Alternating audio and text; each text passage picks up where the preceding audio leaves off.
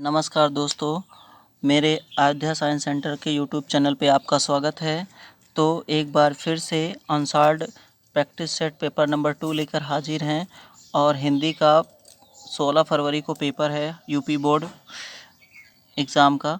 तो हमारी पूरी कोशिश रहेगी कि आपका एमसीक्यू 20 में 20 क्वेश्चंस आपके मार दे बाजी। तो उसमें देखो भैया, आप जितनी अच्छी तैयारी करेंगे उतना ही बेटर रहेगा। तो मतलब ज़्यादा कुछ बोल के, ज़्यादा कुछ मोटिवेशन करके ज़्यादा कुछ नहीं करेंगे। मोटिवेशन हो चाहे मोटिवेशन हो, उससे कोई मतलब नहीं है। फ़िलहाल जितनी अच्छी तैयारी उतना अच्छा नंबर। देखो चलो भैया, तो स्क्रीन पे देखो, थोड़ा जूम कर रहे हैं भैया ना, ये थोड़ा जूम करिए तो यार स्क्रीन पे दिखाए, नहीं तो बहुत जने दिखाते नहीं, इतना अंधर हो जात का बताई। देखो बहुविकल्पीय प्रश्न है, 20 ठो बार, ठीक है। अब यहाँ पे हम आगे बढ़ते हैं भैया। देखो पहला क्वेश्चन है कि हिंदी गद्य की आधुनिकता के जनक कौन है। तो यमन पहला ऑप्शन है मुंशी प्रेमचंद, दूसरा है रामचंद्र शुक्ल, जयशंकर प्रसाद, भारतेंदु हरिश्चंद्र। तो यमन से आपका राइट आंसर हो जाएगा भैया ना भारतेंदु हरिश्चंद्र। बाकी ये ना रामचंद्र शुक्ल हैं, ना मुंशी प्रेमचंद हैं, ना जयशंकर प्रसाद हैं। तो आगे बढ़ते हैं। देखो दूसरा, पहला क्वेश्चन होएगा या का याद कह रहे हो, इम्पॉर्टेंट है या का लगा रहे हो, ठीक है। अब दूसरा क्वेश्चन है कि प्रेमचंद किस युग के कहानीकार हैं। तो प्रेमचंद किस युग के कहानीकार हैं। तो भारतेंदु हरिश्चंद्र हैं, भारतेंदु युग वाले हैं, सॉरी, भारतेंदु युग, द्विवेदी युग, शुक्ल युग, छायावादी युग। तो भैया देखो, मुंशी प्रेमचंद जौन रहे, जिनका आधा नाम बोला गया है प्रेमचंद, तो ये किस युग के हैं, किस युग के हैं। तो ये छायावादी युग के हैं, छायावादी मांग दो। इनके प्रेमचंद है ना, इनके ऊपर छाया बनी हुई है। तो ये प्रेमचंद किस युग के हैं, तो छायावादी के हैं। पहले आपका घ नंबर सही हो जाइए।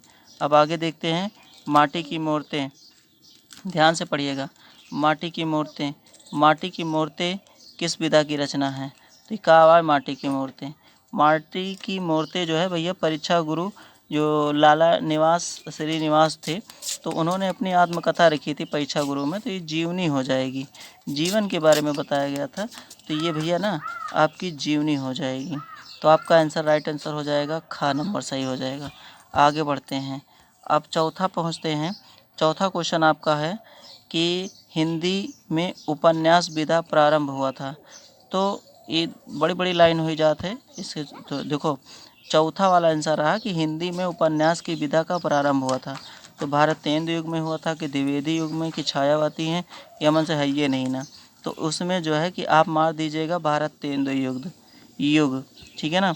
हिंदी में उपन्यास विधा का प्रारंभ कब हुआ था। तो ये आपका राइट आंसर हो जाएगा भारतेंदु युग, ठीक है भैया। 4 क्वेश्चन हो गया है। अब आगे ना जो है कि आपका क्वेश्चन हो जाएगा रीतिकाल। रीतिकाल का अन्य नाम क्या है। तो रीतिकाल का अन्य नाम श्रृंगार काल होता है। आपका ऑप्शन हो जाएगा ग नंबर। आगे बढ़ते हैं, मदनाष्टक के रचयिता कौन है। पीछे वाला ध्यान से पढ़ोगे, खूब अच्छे से पढ़ लियो, चाहे ज़िंदगी में कबो किताब उठाओ चाहे ना उठाओ, लेकिन आज जोन है कि एक हफ्ता में पूरा पढ़े रहो, अच्छे से करे रहो। नहीं जाने भैया तू जाने तो हर काम जाने, अच्छे से करे रहो। नहीं जाने भैया तू जाने तो हर काम जाने। फिलहाल हम इम्पॉर्टेंट क्वेश्चन करा दी था, जाने रहो। तो मदनाष्टक जो है, मदनाष्टक के रचयिता कौन है। तो अगला क्वेश्चन हो जाएगा मदनाष्टक के रचयिता कौन है। तो मदनाष्टक के रचयिता हैं, मतलब रचयिता हैं, जागरण काल है, रसखान है, रहीम है, मतीराम है। भैया केहू के मती मारी नहीं ना, न मतीराम है। ये हमें जागरण जो मदनाष्टक का है ना, वो रहीम है, वाह रे रहीम। तो ये मदनाष्टक माँ से जो है मदनाष्टक और रहीमो आखिरी माँ बाटे, बाकी मन नहीं है। माता माता मतीराम माँ भी है, लेकिन ऐसे नहीं भैया कि मदनाष्टक के जो रचयिता है ना वो कौन है, रहीम है। आगे बढ़ते हैं, 7वां नंबर है, यामा किसकी रचना है। बहुत मशहूर रचना है यार यामा, न भवानी प्रसाद मिश्र के नहीं है, अज्ञेय के नहीं, निराला के नहीं, महादेवी वर्मा है। इसका चश्मे से कहा तो चश्मा उश्मा लगा फोटो वोटो देखे होगा। तो आगे देखते हैं, 8वां पहुँच गए हैं। फटाफट क्वेश्चन को सब्सक्राइब कर दियो, लाइक कर दियो, कमेंट्स कर दियो। एक चीज़ बात ध्यान रखे रहो, जितना पढ़बो उतना मिले, ज़्यादा नहीं। देखो प्रगतिवादी कवि हैं, प्रगतिवादी के कवि कौन हैं। तो दिनकर हैं कि रामविलास पासवान हैं कि ये सब ही हैं। तो नागार्जुन। तो भैया सभी मार दियो, ये सभी बहुत जने ट्रिक को मार दिए थे कि ये सभी, वो सही भी हो जाता है। तो आगे बढ़ते हैं। तो प्रगतिवादी के कवि नागार्जुन, दिनकर। दिनकर हाँ माने जाते हैं, रामविलास शर्मा और ये सभी। तो ये आपका राइट आंसर हो जाएगा, आपका घ नंबर। 9 पहुँच जाओ, फटाफट टाइम बचाओ, क्वेश्चन ज़्यादा फटाफट मारते रहो। आगे क्वेश्चन है ना, पंक्तियों में प्रयुक्त रस का नाम व अस्थायी भाव बताइए। तो जो भी यहाँ पे लिखा है कि चहुदिस कान्हा कान्हा कही टेरत असुवन बहुत, बे यार रोता है यार, ये जो है करुण रस है, शोक है जो है, ठीक है ना। तो दोस्तों अगला क्वेश्चन आपका हो जाएगा, तो इसमें करुण रस हो जाएगा, ठीक है, करुण रस। और करुण रस का स्थायी भाव क्या होता है, शोक होता है, रोवता है, कान्हा कान्हा पुकारता है। अब देखो भैया कि निम्नलिखित पंक्तियों में छंद होता है, रहमन मोहि न सुखाय अभी पियावत मान बिन, और बिरु बिस देह बुलाए मान रहित मरबो भलो। तो मर जाओ, मरबो भलो।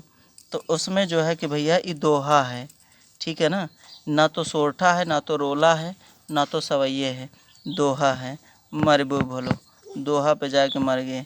यहाँ पे देखो आपका हरिपद कोमल कमल से, इसमें कौन सा अलंकार है। तो देखो भैया इसका हरि का पद यानी भगवान विष्णु हरिपद, और उसमें उनके कमल, उनके जो है कमल से क्या की गई है, उपमा दी गई है। तो भैया उपमा दी गई है, तो उपमा अलंकार देखो ढूंढो, यहाँ है। तो ठीक है ना, आगे होएगा है। आगे चलते हैं, परिवहन शब्द में प्रयुक्त उपसर्ग है, यह का के न लगाए लागे यार, परि। तो यहाँ पे परिवहन, ये परि थी, पापक परि थोड़ी है, ना होगा ना पा होगा, ठीक है ना। यहाँ पे परिवहन आपका राइट आंसर हो जाएगा, परि, ठीक है भैया। हाँ चल जल्दी इससे भैया देखो जौन है। तो भैया आपके 12 क्वेश्चन हो गया है, 13 नंबर पे पहुंच चुके हैं। पहनावा में कौन सा प्रत्यय है। तो पहनावा में कौन सा प्रत्यय है, तो पहनावा में पहन बिल्कुल नहीं, हुआ नहीं, आ नहीं, तो इसमें आवा हो जी, पहनावा जब पहनोगे तो खुद ब खुद आ जाएगा वो, ठीक है ना, पहनावा। आगे बढ़ते हैं, चौराहा। चौराहा में कौन सा समास है। तो चौराहा में भैया जो है, जो 4 राहु का समूह होता है, तो दीर्घ समास मान दो। ये जो है संख्यावाचक, जैसे 1 2 3 वाला जो है ना संख्यावाचक है। आगे दीर्घ समास मारो, द्वंद्व समास मतलब अलग अलग है, ठीक है ना। अब व्ययी भाव उपमेय उपमान का अलग अलग अर्थ है। यहाँ पे आगे देखो यार, यहाँ देखो आपके 15 नंबर है, देखो 15 नंबर वाला क्वेश्चन है, चौराहा होएगा ना, दीर्घ समास याद रखे रहो, चौराहा 4 राहों का समूह है। आगे देखो करपट लिखा है, तो करपट का तद्भव शब्द है। देखो तद्भव होता है जैसे ग्रामीण वाली भाषा, संस्कृत भाषा नहीं, ठीक है ना। तो करपट जो है ना उसका कपड़ा हुआ है, यमन कोनो ऑप्शन देखे की जरूरत है नहीं ना, बहुत सरल है यार। 16वां क्वेश्चन कहता है कि आँख का पर्यायवाची है। तो देखो भैया चक्षु भी होता है, लोचन भी होता है, अच्छी भी होता है, दृष्टि भी होता है। यहाँ तो सगरो है यार, तो इसका मतलब ये क्वेश्चन में जो है कुछ गड़बड़ होएगा हुए, तो इसमें चारों आंसर है, तो इसका ध्यान रखे रहो, ठीक है। आगे देखिए, तो अगर क्वेश्चन ऐसा आ जाता है तो फिलहाल आँख का पर्यायवाची पूरा पढ़ लीजिएगा और बहुत बढ़िया से अच्छे से, ठीक है ना। पर्यायवाची खूब अच्छे से तैयार करके जाइएगा, एक एक नंबर है, MCQ मत दग जाओ। यहाँ पे देखो आपका अवन्य, अवन्य का सही संधि विच्छेद होता है। तो अवन्य का सही संधि विच्छेद भैया क्या होगा, अवन्य। तो अवन्य का सही विच्छेद अवन्य, तो इसका मतलब होता है कि यण संधि होना चाहिए। तो आपका पहला आंसर हो जाएगा अनु प्लस आय, या दूसरा या अनु आय। देखो ये आपका नहीं होगा, अनुधन आय नहीं, आय वाला तो ये भी नहीं होगा। तो आपका पहला आंसर चला जाएगा भैया ना, का नंबर सही हो जाएगा, अनुधय आय, यण संधि है, संधि विच्छेद का। तो देखो भैया, देखो जितनी अच्छी तैयारी करोगे भैया ना, उतना तुम्हारी किस्मत चमकेगी। फिलहाल तो यहाँ पढ़ते रहो पढ़ते रहो पढ़ते रहो, देख रहे हो कि सरकार कुछ देवे नहीं रही है। कहो बस 5 किलो राशन ले लियो, खुश रहो, खाओ बनाओ, कम से कम भूखम तो ना मरबो। आगे देखते हैं, यहाँ पे देखो नद्दों का रूप का संधि विच्छेद। रूप वो पहले वाली वीडियो में बता रहे हैं कि उसमें जो है पूरा का पूरा याद कर लीजिएगा, ठीक है ना। तो नद्दों का रूप क्या होता है, तो नद्दों का रूप देखो ध्यान से, नद्दों का रूप अगर देखोगे ना ध्यान से, तो आपका सप्तमी विभक्ति और द्विवचन का होता है। तो आपका आंसर हो जाएगा खा, ठीक है ना। याद वाद कह रहे हो नहीं, कन्फ्यूज है वो, पढ़ पढ़ के भी कन्फ्यूज रहा थी, वो जने कहीं पढ़े नहीं रहे, तो जने पढ़ के कन्फ्यूज रही हैं। तो उसमें ठीक से भैया मार दियो, ठीक है ना। तो इसलिए 18 के खा नंबर सही है, बाकी सब गलत है। ध्यान से पोज करके वीडियो पढ़ लियो। उतना टाइम नहीं रहते भैया ना कि हम अब बैठ के MCQ कराई 2 घंटा वाला है। यूट्यूब पे बहुत सारी वीडियो पड़ी है, लेकिन मैं तो यहाँ व्यूज़ बढ़ाएंगे, टाइम बढ़ाएंगे, ऐसा नहीं। पढ़ाई से मतलब रखो यार, पढ़ने से मतलब रखो। भविष्य में ना जितना पढ़ लोगे उतना अच्छा है, और टाइम बचा लोगे उतना अच्छा है। तो 19 वाला देखो, हसत रूप है, हस धातु का। तो हसत भैया मन है लट लकार में, तो लट लकार है प्रथम पुरुष एक वचन। तो लट लकार कहाँ बाटे, ये तो लेट है, यहो ना हुए। ये लट लकार प्रथम पुरुष द्विवचन, एक वचन हो चाहिए। यहाँ देखो द्विवचन है, यहाँ लिरिट कब्बो न हुए, एक वचन है। हाँ, घा वाला मिल गया, ये जौन है घा वाला है, घा नंबर ये आपका सही हुई चाहिए, ठीक है ना। हाँ, आगे बढ़ते हैं। तो भैया ना 20 में आखिरी वाले क्वेश्चन पे आ जाओ, लास्ट वाले में। पठ धातु का लंग लकार का प्रथम पुरुष बहुवचन का रूप लिखिए। तो अपठत, अपठय, अपठाव, अपठन। तो भैया इसमें तो यार कुछ गड़बड़ लागत है, ध्यान से पहले देख लियो, पढ़ लियो ना। इसे पेपर सॉल्व किया था तो उसमें धातु देखो, तो उसमें जो है पठ धातु का लंग लकार का प्रथम पुरुष बहुवचन अपठन होता है यार। यहाँ तो है ही नहीं ना, यमन कहो नहीं ना। तो यही ऑप्शन वैसे दिया गया है। पता नहीं किस तरीके से आयोग ने अपना पेपर वे छापे हैं। बहुत जने कहीं आयोग से चुरा लाया पेपर और गलत गलत चुरा लाए हैं ऐसे। अब चलो ठीक है भैया, अपठन होगा और याद रखिएगा, ठीक है ना। तो इसका पठ धातु का लंग लकार का प्रथम पुरुष बहुवचन अपठन होगा।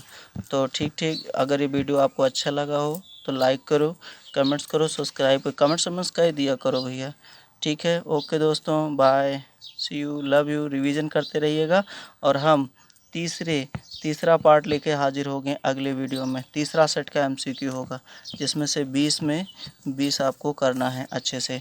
Okay, bye.